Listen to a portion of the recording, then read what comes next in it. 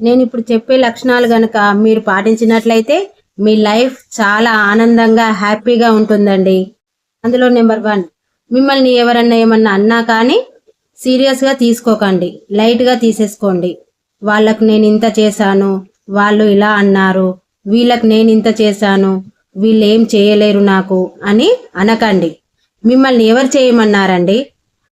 ఇక నెంబర్ 2, ఉన్న దాంట్లో సంతోషంగా ఉండండి. ఆర్భాటాలకు పోయి ఖర్చులు చేసి అప్పులు చేసుకొని మీ లైఫ్ని నాశనం చేసుకోకండి.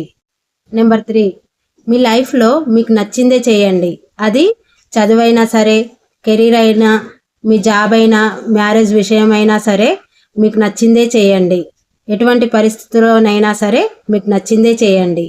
ఇక చివరిది నెంబర్ 5, మీరు ఎవరినైనా మోసం చేసి బాగుపడతారు అనుకుంటే మాత్రం అలాంటిది చేయకండి. ఇప్పుడు మీరు బాగానే ఉంటారు, తర్వాత మీరు కన్నీళ్లు పెట్టాల్సి వస్తుంది. మీరు మోసపోకండి, ఇతరులను మోసం చేయకండి.